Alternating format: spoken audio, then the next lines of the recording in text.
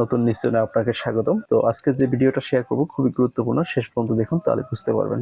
আমার এখানে দেখতে পাচ্ছেন যে কিছু সেল রেফারেন্সের পিছনে আমি ডলার সাইন ব্যবহার করি বিভিন্ন ফর্মুলায়। সেক্ষেত্রে আপনি দেখতে পাবেন, আমি যদি এখানে ক্লিক করে দেখাই আপনাদের, এই যে দেখুন এখানে আমার পিছনে ডলার সাইন দেওয়া আছে এই সেল রেফারেন্সটা। আবার এখানে দেখেন যে সামনে পিছনে দুই জায়গায় ডলার সাইন দেওয়া আছে, আবার এটা দেওয়া আছে মাঝখানে। তো এটার কারণটা কি, এই ডলার সাইন দেওয়ার কারণটা কি এবং কেন, কোথায়, কিভাবে ইউজ করব, তো ফুল ডিটেলসটা আমি এটার ভিতরে দেখাবো। যদি আপনি সেল রেফারেন্স লকটা না বুঝেন, সেক্ষেত্রে আপনি ফর্মুলা ইউজ করলে সেক্ষেত্রে অনেক জায়গায় সমস্যা হতে হবে, যেহেতু আপনার যখন ট্র্যাক করবেন তখন ডাটা ঠিকমতো কাজ করবে না এবং প্লাস হচ্ছে আপনার ডাটা ঠিকমতো আউটপুট আসবে না। তো এই সেল রেফারেন্স লকটা হলে এইভাবে, আমি এখানে একটা ইকুয়াল সাইন দেবো। ইকুয়াল সাইন দেওয়ার পরে আমি এখানে সিলেক্ট করলাম। সিলেক্ট করার সাথে সাথে এখানে দেখাচ্ছে D5।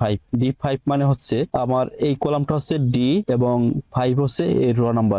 এটার নাম হচ্ছে D5। এটা হচ্ছে একটা সেল রেফারেন্স। তো আমি এখানে যখন এটাকে লক ছাড়া যখন এটাকে নিচের দিকে ড্র্যাগ করব, দেখুন অটোমেটিক এখানে D5 থাকবে না, এখানে চলে আসবে D6। এখানে অটোমেটিক একটা নাম্বার নিয়ে নেছে। এখন এখান থেকে যদি আমি রাইটের দিকেও ক্লিক করি, সেক্ষেত্রে আমার এখানে চলে আসবে E5।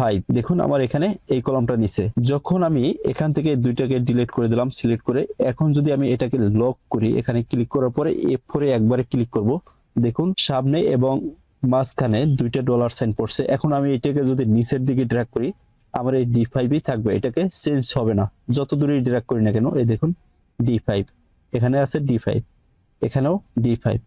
এটাকে যদি আমি রাইট দিকে ড্র্যাগ করি, সেক্ষেত্রে আমার D5ই থাকবে, এই দেখুন D5। এটাকে আমি যত দূরে ড্র্যাগ করি না কেন, আমার এই সেল রেফারেন্স চেঞ্জ হবে না।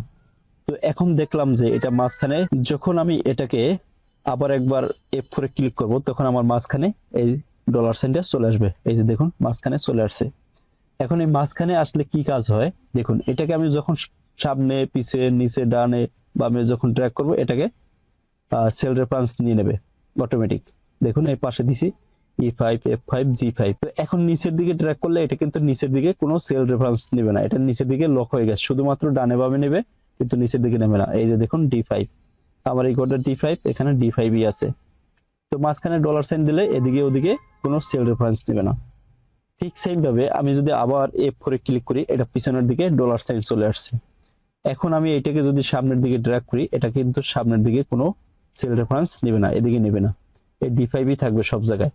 যখন আমি নিচের দিকে নিব, তখন নিচের দিকে সেল রেফারেন্স নেবে অটোমেটিক। এই যে দেখুন এখানে D6 D7। তো আশা করি সেল রেফারেন্সের বিষয়টা বুঝতে পারছেন। এরপরে যদি কোনো কনফিউশন থাকে কমেন্ট করে জানাতে পারেন, আর এই ভিডিওটা শেয়ার করে আপনার প্রোফাইলে সেভ করে রাখবেন। যদি মনে না থাকে সেক্ষেত্রে আপনি পুনরায় আবার রিভিউ করে ভিডিওটা দেখতে পারবেন। ভিডিওটি সম্পূর্ণ দেখার জন্য আপনাকে অসংখ্য ধন্যবাদ এবং ভিডিওটা শেয়ার করে আপনার প্রোফাইলে সেভ করে রাখতে পারেন। মনে না থাকলে পুনরায় আবার দেখতে পারবেন। আজকে এই পর্যন্তই, আল্লাহ হাফেজ।